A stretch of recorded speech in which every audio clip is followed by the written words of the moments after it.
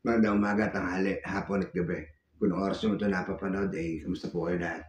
Kapuso, kapatid, kabarkada, kapamilya, mga katropa, mga kakosa, mga minamahal kong katubong, sana ay nasa safe, maayos po kayong kalagayan ang pinapanood itong ating video. Sa pagkakataong ito ay seryoso, malaliman, makatotohanan, at tapat ng mga pangungusap at mga pananalita po na 100% ang sasabihin ko po sa inyo. Medyo sensitibo at malaliman po ito na may kinalaman po sa inyong lingkod, na may kinalaman po kung bakit ako ay mula ng Cavite ay naandito ako ngayon sa Baguio City, kung saan ay para bang gusto lang, akala nyo ako ay nagbabakasyon, pero sa katotohanan po ako ay parang nagtatago. Dahil hindi ko naman po actually kagustuhan na mapanghimasukan yung issue na kinakaharap po ng mga kaibigan, mga kasamahan po natin sa BBM Toda po ng Manggahan General Trias Cavite. So, ano po ba ang issue? Kasi ako po ay kung minsan, pag wala po o wala pang padala yung mother ko, wala pang bayad yung upa, ay nagdi-dispatcher po ako dyan sa kanto ng Manggahan. Opo. Then, suddenly, may pasahero na sasakay po sana kasi papaunawa mo ako muna. Kasi po, dyan po sa may kanto ng Manggahan, nandyan din po ang pilahan ng jeep papuntahan naman ho ng Amadeo, Cavite. Now, which is, kapag alas 10 na po ng gabi, ay wala na pong jeep na bumabiyahe papunta ng Amadeo. Sa madaling salita po ay pagkakataon naman ho ng mga tropang tricycle driver ng BBM Toda or Buenavista, Biklatan, Manggahan na kumita po sana ng maganda-ganda para makapagatid po ng doon sa sinasabing lugar sa Amadeo, which is ang special po hanggang doon dahil ibang bayan na po yun from General Trias Cavite to Amadeo Cavite. Ang bayad po yata ay 350. So may pangyayari po na may dalawang pasahero. Kasi nasa kanto po ako ng General Trias may dalawang pasahero sasakay na papuntang Amadeo. So bilang gusto na rin kumita at suporta na rin sa tropa, inirecommend ako sa tropang tricycle driver po. Excuse me po. Sabi ko, para yan tempo, Amadeo. Yung tipong maglalambing ako kahit talagang 20 pesos, panigrilyo, pang kape. Nagulat po ako. Ayaw ihatid ng tropang tricycle driver, yung papunta doon sa Amadeo. So, nagtaka ako. Bakit? Anong meron? Anong kadahilanan at parang kikita ka na naman kaya ayaw mo pa? So, that's the bottom line. Hanggang tinanong ko ang tropa, para anong meron? Bakit ganon? Sinabi ng tropa na kasi ang mga tropang tricycle driver ng Manggahan ay di umano ano po, nagiging maingat din ako sa aking pananalita sapagkat ayoko naman mag-assume o magbigay ng diin at paniwalaan kaagad po yung statement na isang bagay without confirming o siguraduhin muna kung ano po yung bagay na aking pong sasabihin. Di po ba? So, sabi niya, parang tinataniman daw ng droga yung mga tropang tricycle driver po na kung minsan maghahati doon yung ibang pasahero naglalagay na o nag-iiwan ng droga kung saan man o magdadahilan na parang iihit tapos na dyan ang mga police para may checkpoint. Sabi lang po nila yon. Minsan naman nakapaghatid na ng Amadeo which pabalik na po ng General Trias ay parang nahaharang daw po yata, parang ganon at tinataniman. Yan po, Daw po, quote. 4 na tricycle driver na daw po ang parang ganong issue ang pangyayari. So, bilang kapwa mga tricycle driver ho, syempre, natatakot na po yung mga tao na maghatid po doon sa bayan ng Amadeo. Ako naman ho, as a vlogger din naman, at may linya din po ako ng tricycle ho dyan, at naging driver din po ako. Siyempre po, yung pagmamalasakit natin sa kapwa natin, nandun po. Kasi tao tayo Hindi naman po ako yung klase ng tao na, ano bang pakialam ko sa inyo kung tanibang kayong droga? Ano bang pakialam ko kung ganyan. As long as hindi ako nadadamay, okay lang sa akin. Hindi po kasi ako ganun Kasi kung ako, ang pananaw at prinsipyo ko po sa aking buhay, kung ako yung may maitutulong sa kapwa ko para sa ikabubuti nila, tutulong po ako. So, hanggang sa, kung napansin nyo, unang post ko po doon ay yung nag-quote lang po ako ng sobrang mahaba na post hinggil doon sa mga issue na kinakaharap po nila. Then, same day ba yan? Hindi ko masabi ko same day. So, the other day po yata ay naka-encounter naman ho ako mismo na po ako mismo ng dalawang matandang lalaki po na taga-Caloocan. Ang sistema, sila daw po ay may patay doon po sa bayan ng Amadeo, Cavite po. So, nandiyan po sila sa Manggahan, General Trias, Cavite, at sasakay po ng tricycle para Martin ng Amadeo.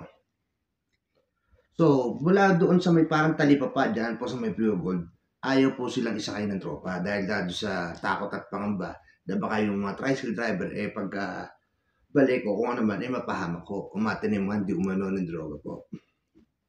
Ngayon, after 30 minutes, nakita ko naman po sila doon sa may kantong-kanto po ng Manggahan, doon malapit po sa may police station, na dapat isasakay na sila nung isang tricycle driver ho Kaya lang, sa pagmamalasakit naman ho nung isang tricycle driver din, nakakapwa po tricycle driver, syempre, pinigilan. Para saglit lang, bago mo ihatid sa Amadeo yan ay halika muna dito. Sa totoo lang, ayaw pang lumapit ng driver Kasi, inisip niya, 350, tiyempo.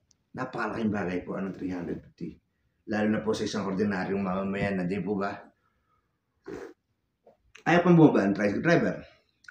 Ako na po ang siyang mismong nag-exert ng effort o nag-initiative para tumawid ng kalsada at personal siyang pababain. Sabi ko, parang saglit lang, bago mo ihatid yan, may gusto lang munang kabihin sa iyo ang tropa. Ang sinabi ng tropa ay, ilang tricycle driver na ang napapahamak na tataniman di umano ng droga dahil sa kung ano-ano man. So, sabi ko sa kanya, pare, ako, kita mo, ako pa na nag-exert ng effort para tawagin ka para sabihin sa iyo yung bagay na yun bilang pagmamalasakit. So, at kung napanood nyo rin po yung video na yun, ay ang sabi ko doon sa dalawang matanda, sabi nyo, mga kuya, sa totoo lang, kung ako lang din po, ay handa ako sana kayong, ako na maghatid sa inyo Kaya lang, bilang paniniguro na rin po sa aking kaligtasan, hindi ko na rin po magagawa. Kasi siyempre, baka naman po sa kagustuhan kung kayo ay matulungan, bandang huli, ako pa po ang mapahamak. Real talk po yan. So, kasi ako hindi naman ako katoliko which is, tinatawag na pala sila doon sa kamag-anak nila sa Amadeo, so on and so forth. Kaya lang, may mga, ano ba yan, parang pamahiin na kapag sila ay may patay doon, bawal ang maghatid, bawal ang sumundo. So, from Amadeo, Cavite, pero Gentry, hindi sila, kahit ako kumukontak na po sila doon sa mga kamag-anak nila, hindi po sila magawang sunduin dahil sa pamahiin, paniniwala, o parang something so on and so forth. Hindi ko po masyadong kasi hindi naman ako katoliko nga po, na bawal sunduin, bawal hatid kasi may patay. So, yun po ang pangyari. Kung napansin nyo, tinanong ko rin po sila kung sila po ba ay may pera pa at kung magkano ang pag-grab. Kasi may mga grab naman po, may mga angkas joyride, angkas riders. Which is, Ang per head po ay nagkakahalaga yata ng 270. So parang wala na pong ganong pera yung dalawang matanda para po sila ay maihatid. Kasi isa is per ano po, per angkas, per joyride, isang tao lang po ang pwedeng sakay. So dalawa po sila. Kung magdadalawa po sila, ay magkano po yun? So 11:59 po ng gabi. So kung narinig nyo, nandun po sila sa kanto po ng Manggahan. Kaya ang pangyayari, from Manggahan, pupunta sila ng Palapala, from Palapala, iikot sila Patagaytay, from Patagaytay, iikot sila ng Amadeo para po makarating doon sa kanila pong patay. Which is napakabigat, lalo na po doon sa mga matatanda. At ano pa ba sumunod na pangyayari? In-interview ko yung iba't ibang mga tricycle driver na kung kayo kikita ng 350, papunta ng Amadeo, ihahatid nyo ba? Sila rin nagsabi, ayaw nila. Bakit? Natatakot, trauma. Excuse me. Siyempre, para po sa kanilang kaligtasan, kahit dito na lang ako sa paligid ng Gentry o sa tabi-tabi lang, okay lang, wag na lang po doon.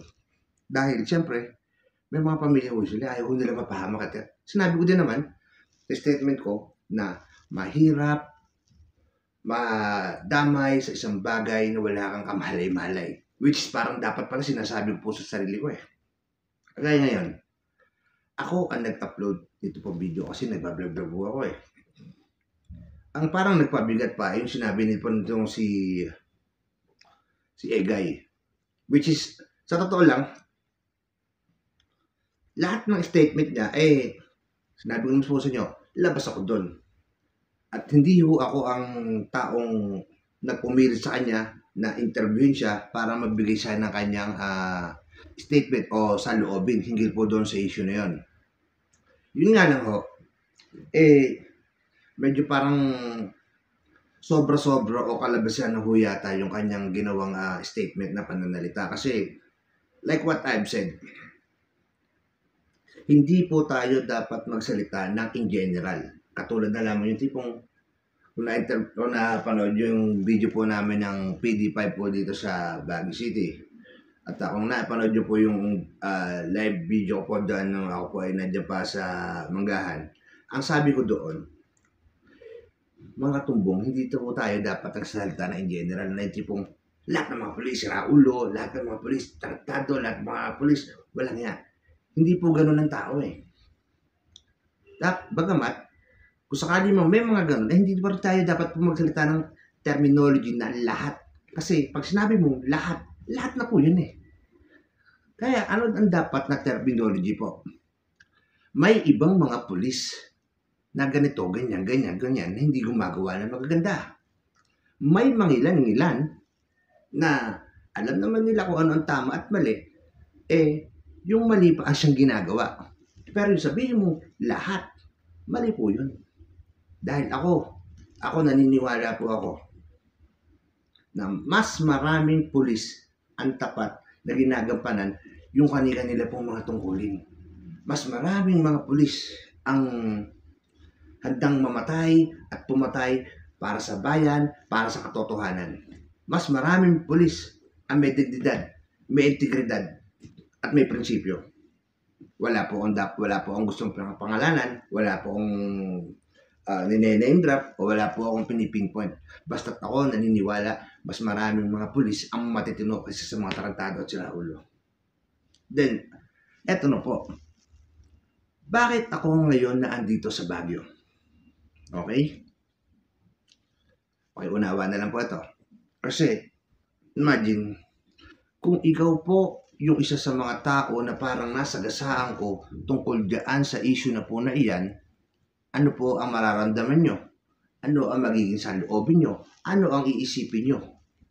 Ano ang gusto nyo gawin sa akin? Hindi po ba? So, actually, ang inyong lingkod naman ay hindi ako perfectong tao. Hindi po ako perfectong tao. May kalokohan po din po ako. May katarantaduhan din ako. May pagkasiraulo rin din ako. May kagagaguhan din ako. Pero mas nananatili po sa puso ko ang pagiging mabuting tao. Sa palagay ko po So, dahil nga po sa wala naman po ako masamang pakikisama, may mga tao na nagmamalasakit din po sa akin at nagmamahal. Ano sabi ng mga tropang tricycle driver ng Manggahan? Opo. Double G, kasi kilala ko ako sa lugar ko namin, di rin Double G. Ako po ay rapper din po ako. Ako po ay organizer po ako ng mga concert. At ako po ay writer po. Gumagawa po ako ng mga commercial sa radio. Gumagawa po ako ng mga endorser po ng mga pagkapagkain. Kahit po gas, ipinapro. Basta po pagkakakitaan. Pati nga po mga campaign jingle, so on and so forth. Basta kung may kinalaman sa kung ano naman pong pagkakakitaan, basta legal at wala naman tayong nasasagasaan, ay tinatrabaho ko yan. But, like the words that I said na wala tayong nasasagasaan, hindi ko po sinasadya na makalkal, masagasaan o matalakay po yung issue na yon. Pero, sa totoo lang po, ang magulang ko po, kasing Sigiran, ay nagsabi na po sa akin. Kumbaga, hindi ko naman masabi kung inuutusan niya ba ako o kung ako ay kasi sabi niya sa akin, burahin mo na yung video na yan para sa ikapapanatag, ikapapayapa ng buhay mo. Pero, sabi ko sa kanya, nanay ko, sorry ma, pero pinalaki mo ko ng may paninindigan, pinalaki mo ko ng may prinsipyo, pasensya ka na, hindi ko magagawa. Which is, sabi ko, ang nangyari ko lang naman makatulong sa mamamayan ng magkabilang panig eh. Hindi ko gusto na ako po ay ako pa malagay sa hindi ko gusto na parang ako pa ngayon ng ako po nangangamba sa akin ako pa po nangangamba sa akin, sarili sa akin. Ako pa, isipin niyo po, hindi naman ako gumawa ng masama sa kanila eh. At nangyari ko lang, makatulong ako sa kapwa eh. Makatulong ako sa kapwa Patulog ko sa palang matingon na yung mga wala na po matatagyan, mga uwi na po sa akin na. Tapos naman po sa mga, tapos naman po sa mga bibiyento na po, meron ka rin po sila nakaparatagan na pagka nagatid po sila, kumita na po sila na malaki. Ako nababala sa akin lang ako eh. Wala po ako nalaman dyan. Wala po ako nalaman dyan. Ngayon, kung sinabasa na po, dumadating sa akin kung ano ba yung mga detot, ba't may mga nagsasabi sa akin ako, ano po. Wala po akong ginagawa masama sa inyo. Bakit ako pa? Ngayon nananawagan mo ako sa mga sitting government po natin. At tao na nabamalasaan lang sa kapwa, ngayon ako pa mapapasama. Imbis na yung mga tao na gumagawa po ng mga ganong issue, sila po ang mahiya. Sila dapat na, alam naman nila kung tama at mali. Ngayon ako po ang nangangamba sa akin po siguro din eh. Hindi po ako nag-iiyak sa camera. Hindi po ako artista na Kaya ang bigat naman po, nananawagan po ako sa ating mga kay Gobernador Remulla po, kay Aber Remulla, at sa mayor po ng Amadeo, sa mayor po natin kay Don Tony Perez po, ang congressman kay Ninong Jonas, at sa mga kay Secretary Boying at kay Secretary Boying Remulla at kay Secretary Don Vic Remulla, kay Katunyi, kay Congressman Marcoleta at sa mga kusino pa po mga kapulsa po natin. Bakit naman po ako pa? Wala naman akong kasalanan nun dyan eh. Kasi may mga tao na nauna nagsabi sa akin na itutumba ka na, Double G. Tutuluyan ka na pag nakakita ka. Bakit ako? Kasalanan ko ba? Wala po akong personal na galit po sa mga kapulisan. Kaya katunayan nga po, Kung minsan, dyan sa pulis ng una Amadeo, kapag wala po akong makakain dahil kung talagang walang-wala po, nakikikain po ako sa police station po ng Magahan. Gano'n din po sa police station po ng Dinantansa. Ako, nananawagan po ako kay Major Colanding po at kay ano pa ba, kay Attorney Grepo at kay Pres Mari po dito po sa BBM Toda. Ngayon kasi ako po nagmamalasakit lang po ako eh. Nagmamalasakit lang po ako sa kapwa ko eh. Hindi ko po kagustuhan na yung aking ginagawang pagmamalasakit, padanguli ako mapapahamak eh. Kung pala, sa totoo lang, nung nakaraan, nandiyan ako sa Baguio. Sa Baguio. Nasa SM Baguio ako. Nakita ko, actually, totoo po ito, real talk to Nakakita po ako ng dinukutan. Ginit-git nila 3-4 na tao. Dinukutan. Sa totoo lang po, dumaan pa mismo sa harap yung mandurukot eh. Kaya ko siyang kaldagin pa, tapos kuhanin ko yung cellphone at parang mapakabayaan niya ako.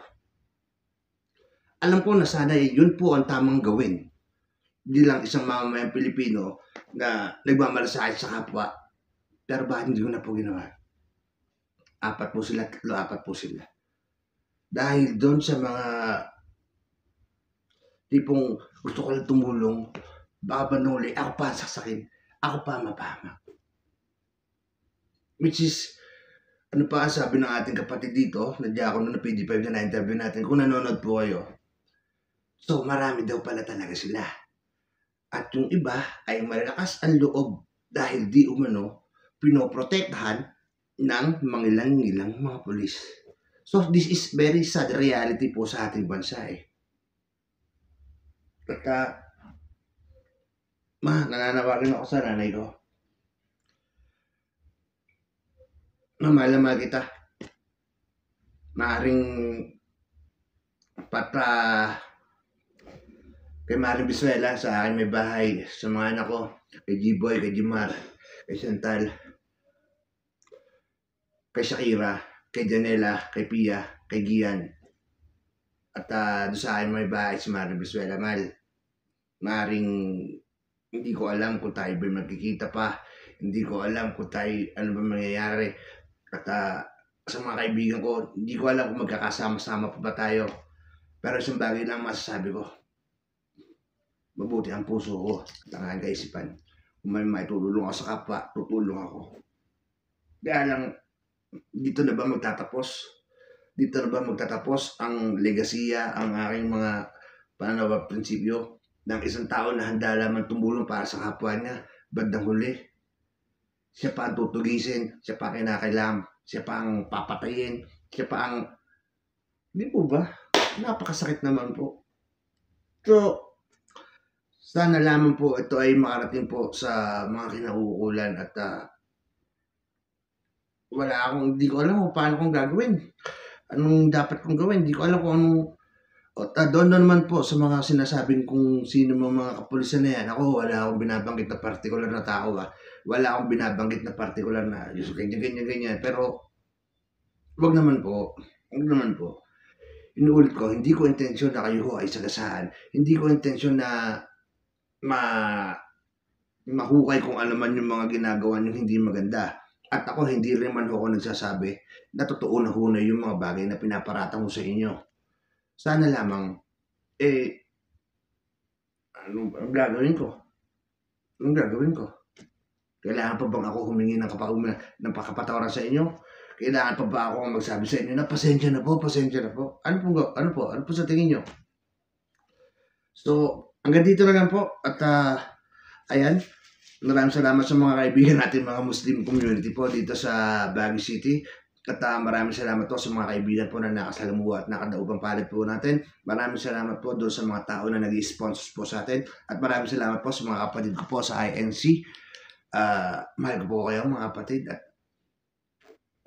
sana po isama niyo po ako sa inyo yung mga panalangin. Ganito lang po. Lahid na taan. Palagi may tsansa. Huwag tayong mawawala ng pag-asa. hangga't buhay po tayo at huminga ay palagi po tayong gumawa ng mabubuting bagay sa lahat ng mga tao na nakakasalamuha at nakakadawag ng bahay natin. At ang bawat araw sa buhay po natin ay dapat po natin ituloy ng malaking biyaya at pagpala mula sa ating nakinanay. Lumikha. Maraming salamat po sa inyo. Sama niyo po sana sa inyong mga panalangin.